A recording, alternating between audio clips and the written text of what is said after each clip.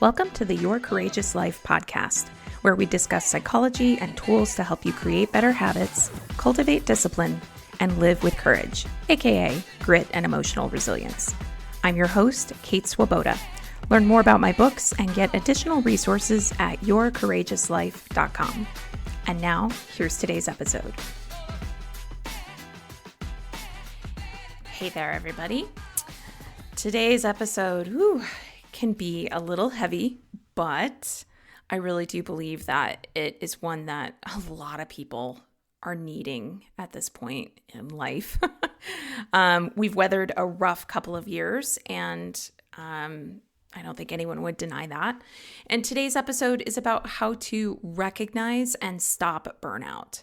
And if you're someone who would say that you are not impacted by burnout, one reason I'd encourage you to still tune in to this episode is that as I'm talking about how to recognize it, this could help you personally to recognize it in yourself if it were something to be faced in the future.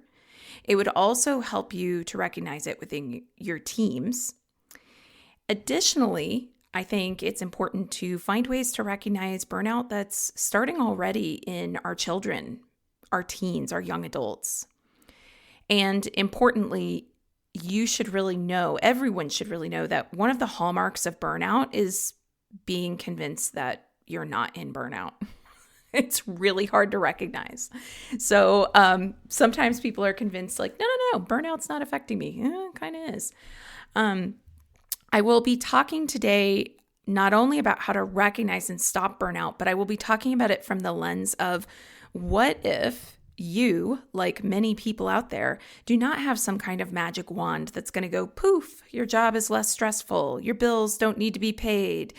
Or what if you are one of those people, and I would say I fall into this category, and this was difficult for me in managing burnout.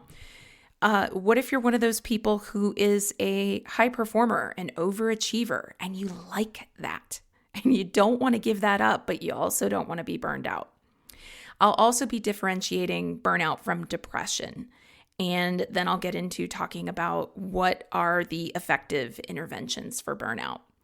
So let's dive into this. Burnout, most often used as a workplace term, and it got a lot more attention in recent years because the World Health Organization named it as a top issue faced in the workplace.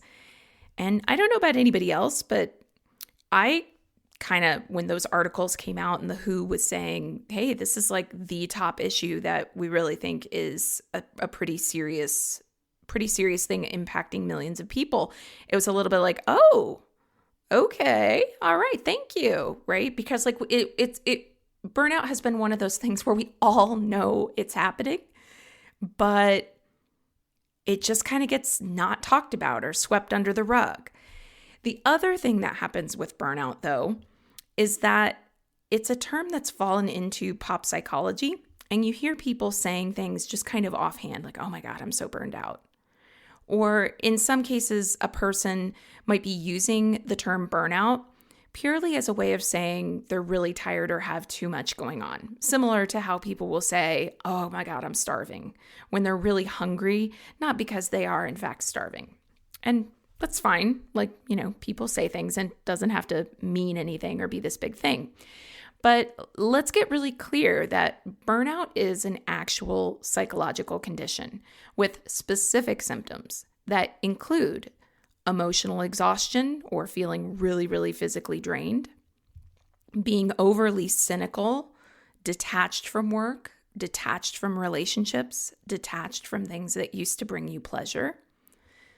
For sure, lack of motivation, not feeling a capacity to set a course of action and then follow through, or feeling like it's taking everything you've got to do that.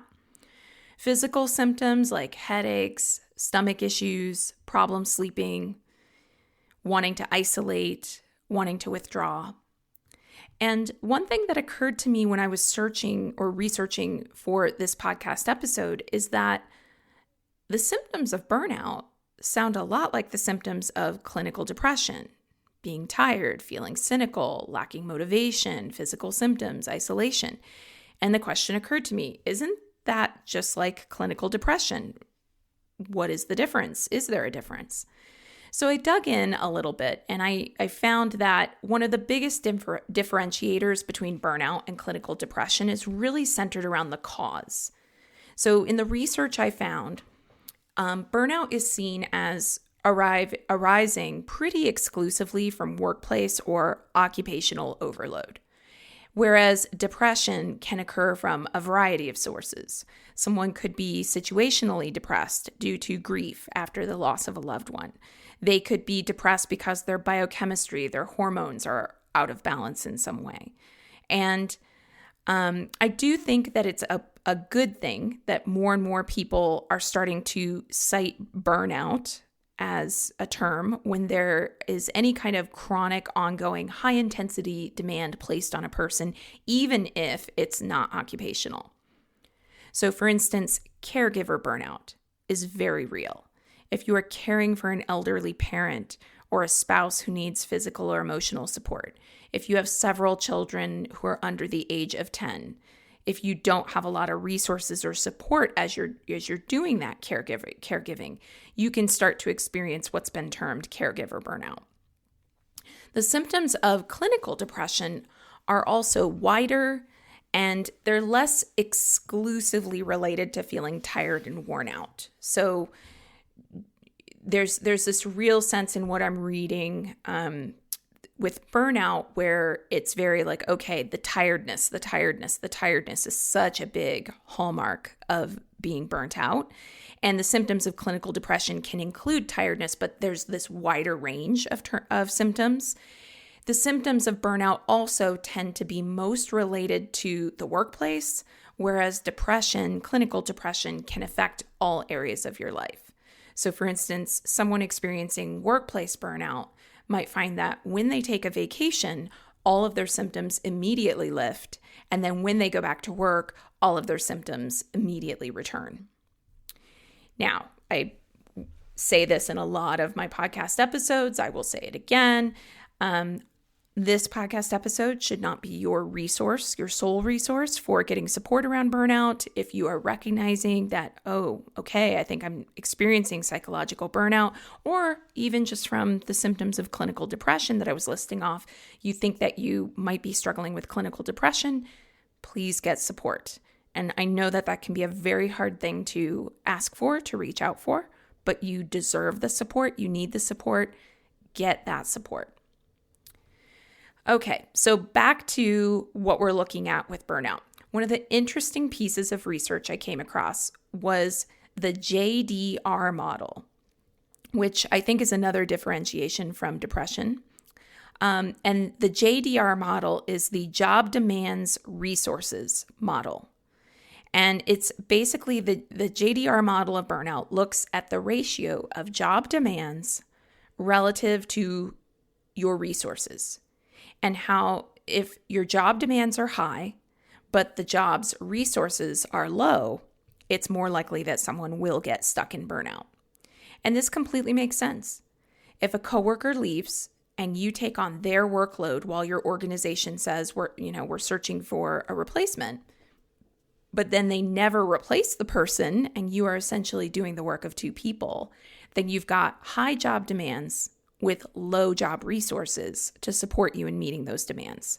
And therefore, it's not inevitable, it's not a guarantee, but you're going to be at a higher risk of burnout in a situation like that. And I think this is something that it's really good that more and more people are talking about, because it's not just a situation like, what I'm talking about here where, it's common where somebody leaves an organization and the organization says they're going to hire a replacement and they don't.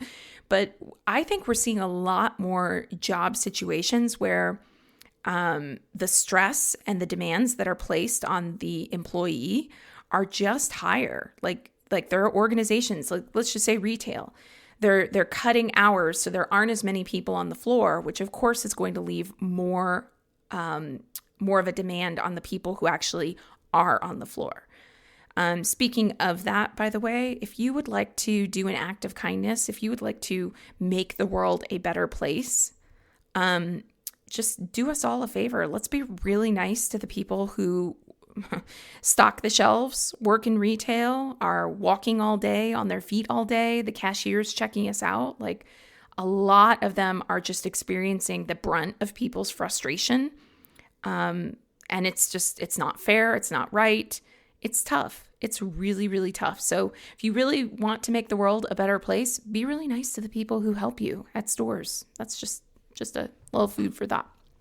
So, all right, we've got this job demands resources, or JDR model. I want to tie this now to what I kind of teased out earlier. What are we seeing in children?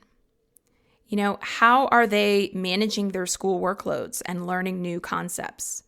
I can conceive of a situation where in some schools, it's possible that high schoolwork demands coupled with low school resources to support a child in how to handle those demands could probably make a kid start to exhibit symptoms of burnout in relationship to school. So I'm thinking of those schools where the students, the teachers, and by extension, the students, maybe the school has tested previously as underperforming. And so there's all this pressure on the teachers and by extension, the students to perform better in testing environments. But because the school might be facing some kind of systemic challenge where they don't have the resources really to improve outcomes in education, the kids themselves are feeling burned out on testing, burned out on trying to catch up, you know? Increased absenteeism, you know, not wanting to go to school, pretending to be sick, having trouble concentrating, really low energy. I feel like that all could tie to burnout in school.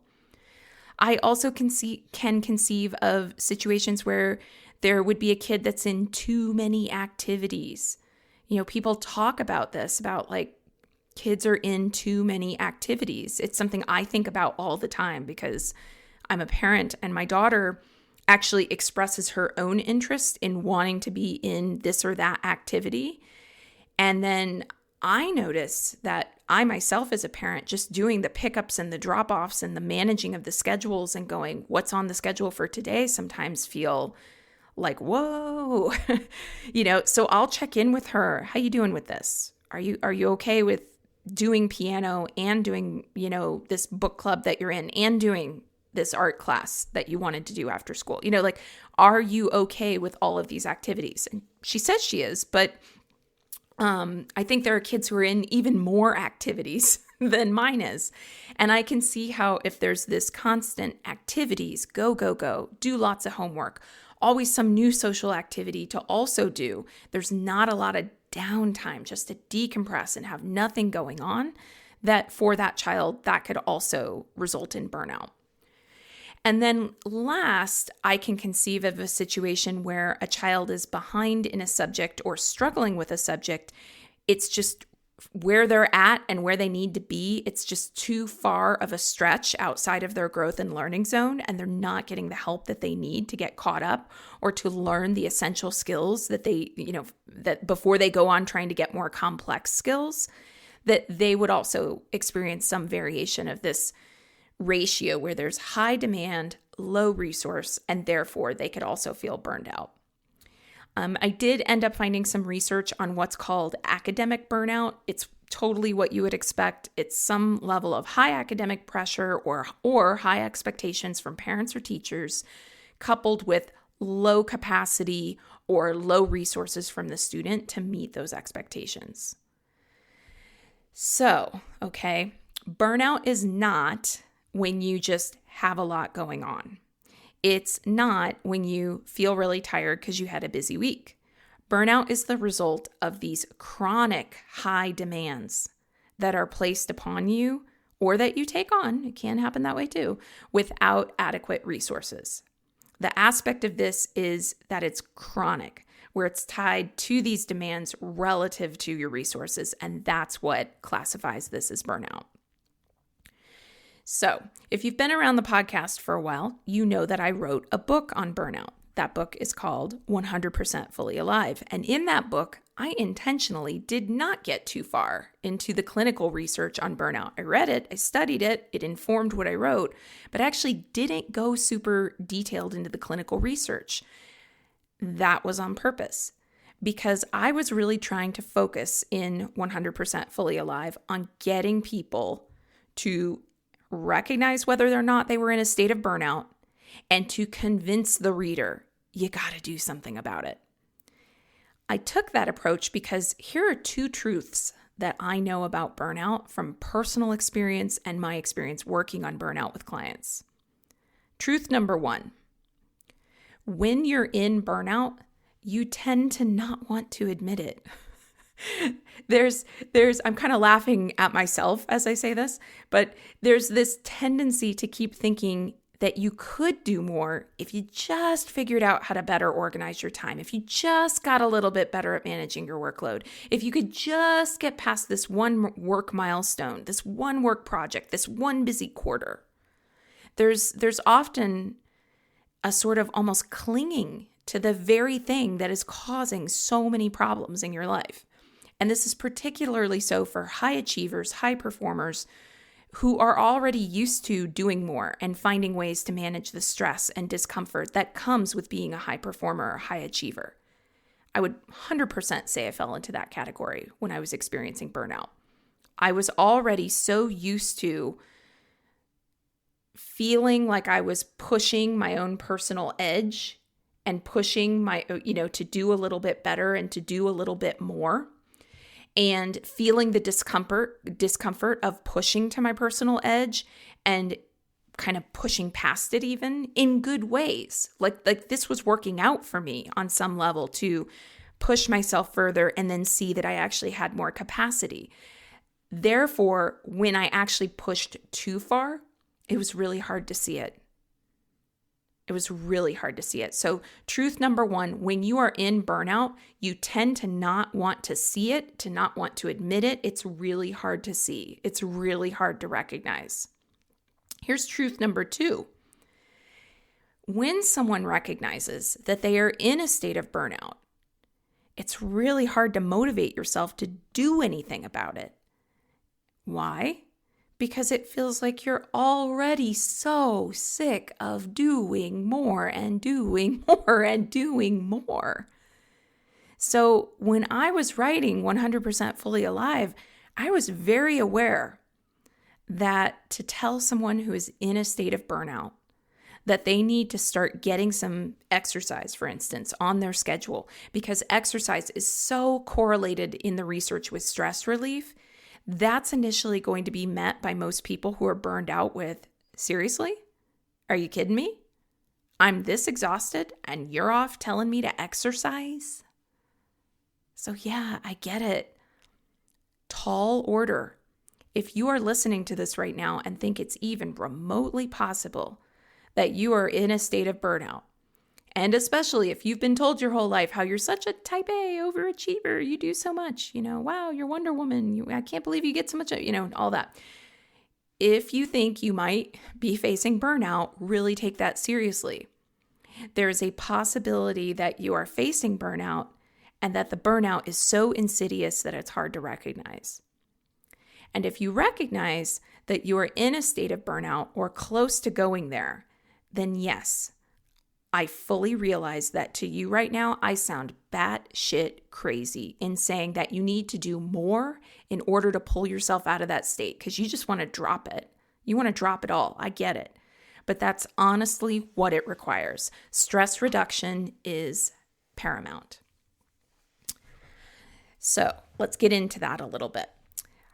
One of the things that I was thinking about with 100% Fully Alive was, how can we learn to balance our very full lives and demands on our time without necessarily setting it all down? Especially because I think for a lot of us, we can't set it all down. You might not be able to quit your job and pursue your dream of writing a tome of poetry from a quiet cabin in the woods. That job might be how your family pays their bills. Or there are situations like people who work in certain jobs, police officers, social workers, nurses. You might be in a job where it's just a fact of the job that there is more pressure and you're being exposed to more high stress situations. We are not going to wave a magic wand and tomorrow those jobs are suddenly less demanding. Or if you have kids and have caregiver burnout, you're a parent.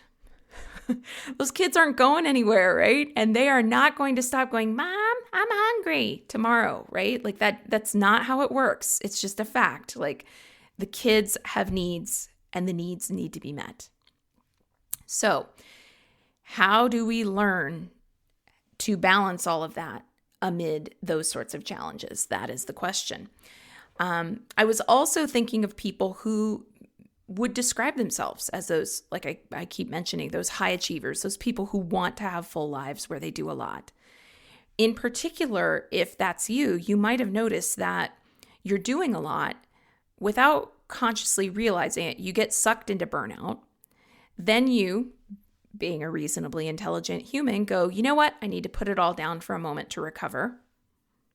Then you try to go back to your busy life, and it's good for a minute, but somehow you end up burned out all over again.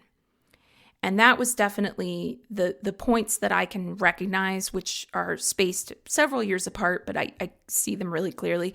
Where I was in that kind of a state, it's like, oh yeah, that was totally me. I was doing a lot of stuff, and then I recognized I'd done too much, and I was burned out, and I needed to take a step back. And I took that step back, and then as soon as I engaged with my life again, and I wanted that very full life, I was just stuck right back in the same place. So what do you do in situations like that? How do you stop the burnout cycle so that you aren't getting sucked into burnout again and again? Well, what I've experienced in my own life and in working with clients is that if someone has really solid foundational habits in place, that strong foundation supports the other things they want to do with their lives. So we're just going to start with the big three: sleep, eating well, exercising. If sleep is a priority, if you're eating well, if you're exercising, then you will obviously have far greater capacity to manage stress. So that was why my approach in 100% Fully Alive was really less of the, like, here's all the clinical research on burnout, and more about how do we just get down to brass tacks and go, this has to stop. The burnout is out of control. If you're reading this, you need some help, and you gotta really get it together with creating habits that nurture sleep, eating well, exercise, and then also, because it's validated by the research, pulling in what are those mindfulness-based habits that are shown to support people in becoming stress resilient as well. Mindfulness, cognitive behavioral habits, things that are going to support you on that psychological level. The habit part of shifting away from burnout is so crucial, because that's actually how you stop the cycle. You don't stop it. You temporarily stop it by putting everything down. Okay. So yes, if you're burned out and you just go, I am beyond, and you just put it all down, right? For sure, you will feel some level of relief just by virtue of not churning in that over and over and over. But if you know that you're going to need to at some point engage with the kids, the people you're caring for, the high stress job, if you don't have that magic wand to go poof and it's gone and you don't have that on your plate anymore, then that means that you are going to need something in your life to support you. And the habits that are foundational to support your resilience have to become a lifestyle if you want to continue to operate at a high level or face the demands of a stressful job and still feel like you have something left over for yourself. So, what are the specific things you need to be doing if you are going to stop the burnout once you recognize that it's a cycle that you're in? This is not going to be anything earth-shattering in terms of new information. So first of all, of course, seeking the support of a qualified professional, a counselor, a therapist, that is one tool. Beyond that, though, they cannot rescue you from your own burnout. No one's going to come rescue you from your own burnout. It has to be a decision to commit to the things that are going to help you to rescue yourself And some of that might be job changes and things of that nature, for sure. I'm not discounting any of that. It's just that the job changes are not within our circle of control a lot of the time. Yeah, it's within the circle of your control. You could go to a new job, but it is not within the circle of your control to make leadership more effective at your job. Make HR hire more people for your team. Make that coworker who's so negative and pessimistic and always complaining suddenly become an optimist who's really pleasant to be around. That's not happening. That's not within the circle of your control. So the things that are in the circle of your control are these. You've got to get enough sleep. You've got to get enough nourishment. So the fast food, the grabbing foods on the fly that are processed junk food, especially if they're high sugar, especially if they're high caffeine, these are compounding the problem. You're creating a race to the bottom. You're exacerbating, amplifying, exaggerating, creating even more burnout if you are not getting enough sleep and if you are not getting proper nourishment. And, in 100% Fully Alive, one of the things I talk about is like how you can, I don't want to say hack because I'm not a fan of that term, but at least like here are some ways that you can try to streamline getting better sleep. Here's some ways you can streamline getting more nourishment into your body, especially if you're low on time. You also need to actively use stress reduction techniques. It's got to be active. It can't be this thing of like, oh yeah, I know, I need to meditate, or oh yeah, I know, I need to slow down and breathe. Like you actually have to do the mindfulness stuff, and it doesn't take a lot of time. Like 5 minutes, it really doesn't have to take a lot of time, but active use of those techniques, not just intention, but actively putting them into practice. Solid boundaries around your work life. This can be a hard pill to swallow, but if you own the phone and therefore you are the one in charge of whether it's turned on or off, and therefore you are the one in charge of what notifications can and cannot reach you, use those boundaries. And if you're not using those boundaries and then work pings are coming in at all hours of the night, or you yourself are constantly working late. We all have to work late sometimes to really, hit a deadline, or, because there's a delay or something comes up. But when it's constant and it's chronic and you're the one who could turn off your phone, but you don't, got to take accountability there. Managing time well. That's another one. Devices do not function well as a stress reduction technique. So if the stress reduction technique of choice for you is on your 15-minute break at work, or, when you have a little bit of downtime in the evening, you pull out TikTok and you're just like scroll. If that time is intentional, I think it can actually work well. So like, for instance, if I'm having a really bad day, I kid you not, I go onto TikTok. I'll be the first self-helpy, psychology-driven person who's going to admit this, but here's what I do. I go onto TikTok and I search for those really funny pet video compilations. You know what I'm talking about? Like where the dog is just got like the funniest look on its face. They have like all these memes where they're like, they're not memes, I guess, but themes, I guess you could say, where people will make TikToks that'll say things like, the chances of being murdered by a chihuahua are low, but not impossible. And then they'll show this ridiculously funny picture of a chihuahua that has this like snarling look on its face. And it makes me laugh.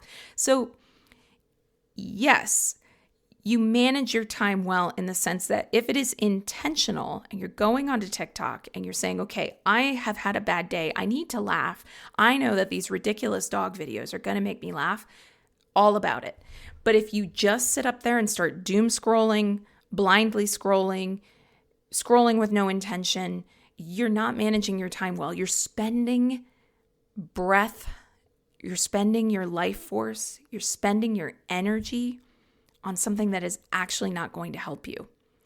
And for sure, if you're going onto social media and it's just like getting caught up in arguments and people calling each other out about this, that, or the other, Or if you are hanging out on the shiny, happy people side of social media, I know you know what I'm talking about, where like nobody has any problems whatsoever. And it's just like, do you want a life that's just, it's that. And then you feel bad about yourself. You're not managing your time well. And that's not like a dig at anybody who's listening to this. All of us have places where we could manage our time better. But just understand that impulse to just go, oh, I'm just going to hop on to social for a minute. And then an hour later, you've like watched stuff that just irritated you or made you feel like you sucked compared to them or, something like that. That's not managing your time well. Exercise and physical activity. I know I keep coming back to this. I'm sorry. I am not trying to be annoying. And I apologize if I am annoying you. Sorry, not sorry, really. The clinical literature showing the connection between stress reduction and exercise is so fucking substantial that it's just like, it's a go-to. It's a go-to. Exercise, exercise, exercise. I swear it helps. It helps more than you can possibly imagine. In fact, I've talked in some various Your Courageous Life podcast episodes about like time management or, how do you get things done? I just did an episode on how to get and stay motivated and was talking about a lot of the things that I include in my life. I really do believe that exercising 5 or 6 days a week is just the best thing I do for myself. So that's why I keep talking about it so much, because there's such an immediate lift in my mood, my energy levels. Everything feels so doable. It also, like, when you have some kind of exercise in your life, it's such an outlet that's a healthy outlet for anger. Like when you have the most irritating coworkers, if the news headlines are just pissing you off with the like incredible incompetence of our political system, of things that are going wrong in the world. When you go for a run, when you lift some weights and you crash that barbell on the floor, when you do some push-ups, it's like there's something, at least for me, where like a lot of that agitation is able to get an outlet. So if you don't believe me, like I said, I'm always saying this, nerd out, get onto PubMed, go look up the literature, the research showing the connection between stress reduction and exercise. Bottom line is this: a life that is lived 100% fully alive will not happen by accident. It will not happen by doing the same things that you've been doing that have resulted in these feelings of being stuck and stressed out and burned out. And there is not going to be some magic wand that fixes the situation in an instant.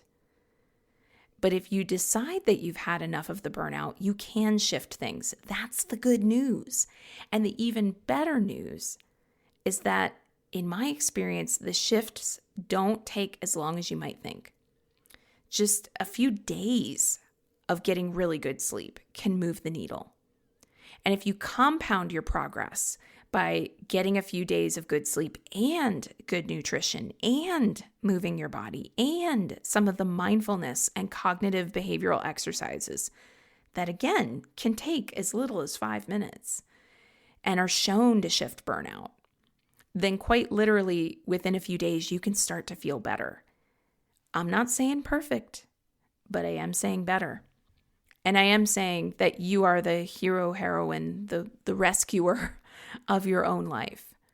It is, like it or not, up to you. So I always like to leave podcast episodes with some kind of actionable takeaway, something that you can use to jumpstart the process. So first things first, try going to sleep a little bit earlier tonight. Assuming it's safe for you to do, if you feel like I can't go to sleep any earlier because I don't feel tired, a melatonin, a Benadryl, again, it has to be safe for you, talk to your doctor, all that good stuff. But I mean, if I really wanted to catch an extra half hour or hour of sleep tonight and I was like, but I feel kind of amped up, I'm not tired enough, honestly, I would just drug myself to go to sleep, to get that extra sleep, because I know how vital it is. So it's turning the television off a half hour earlier, and getting some sleep. For sure, put your phone in a room that is not your bedroom. Another action step is that you could go through your phone and turn off all notifications, vibrations that are coming to a wristwatch, any of that might come from calls or texts anytime after you're done with work, anytime after 7 p.m. You choose, but pick a time when you will leave the device alone. You will go put it in a room, you will go plug it in. It will not be in the same room where you sleep, and you will leave the device alone, period. And if you notice as a parent that you feel too easily controlled by devices, I think it's worth asking yourself, why am I allowing my kids to spend hours on them? That's something that I look at all the time. Like if I don't want my daughter using her device all the time, if I recognize that it's not good for her, why do I allow myself to get sucked into an hour of just random surfing that isn't really benefiting my life in any way?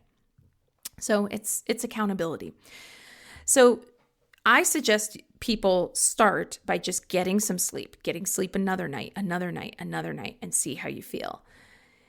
I also would say too, because I'm apparently annoying today, get that 30 minutes of exercise into your day, no compromising, just get it done. 30 minutes of walking, totally good enough. If walking's too easy for you, run. Do some squats, do some push-ups. One dumbbell, which you can purchase from Target, can do a lot. Let me tell you that right now. Also, 30 minutes of walking while listening to podcasts. That's another great option. I actually have a podcast I really love. It's so cheesy and people are probably going to mock me for it, but I don't really care because I really like it. I don't know if it's on Apple Podcasts, but I am looking now. I know it's on Spotify for sure, and it's called Daily Motivations. Love it. Love taking a walk, especially if I'm having a bad day, and listening to an episode of Daily Motivations.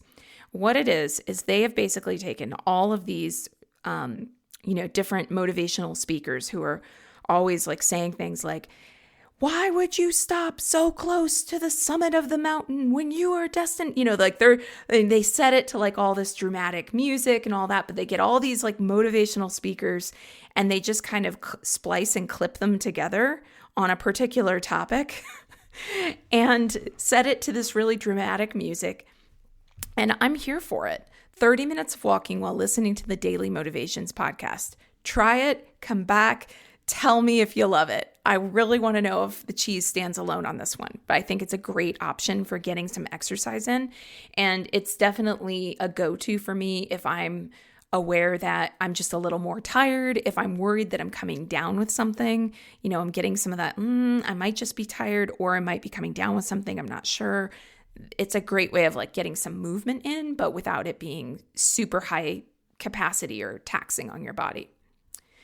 And of course, I am going to recommend that you get your hands on a copy of my book, 100% Fully Alive. It is linked under the books section of my website, yourcourageouslife.com. And I recommend it because that's a way to get some ideas for how to navigate burnout and create strategies and use tools to be able to get out of that burnout cycle. I also think it could be with the right therapist, a really great kind of work through the book together in therapy kind of a book. I've just seen time and time again that when the tools that I talk about in 100% Fully Alive are applied, and particularly if you get some support around how to make them daily habits so that it's a lifestyle, and then you're not getting sucked back into burnout after you step away for a while, I really do believe it's effective. It's something that I've seen that can really be of assistance for people who are looking to go, I just can't do this burnout thing anymore. I can't do it. The costs are too high. 30 days from now, life could really look a lot different.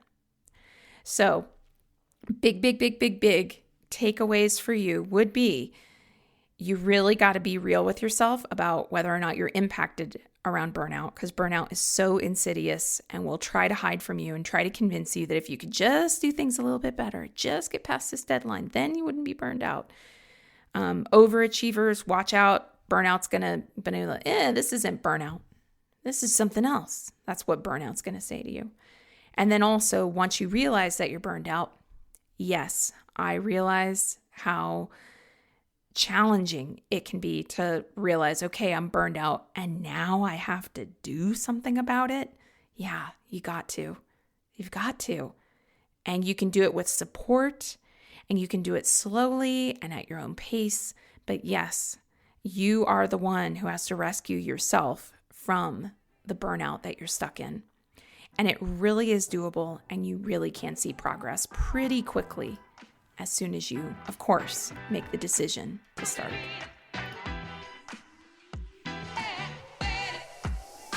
All right, that's today's episode of the Your Courageous Life podcast. Thank you for listening. To dive in deeper and continue the work, head on over to yourcourageouslife.com. See you there.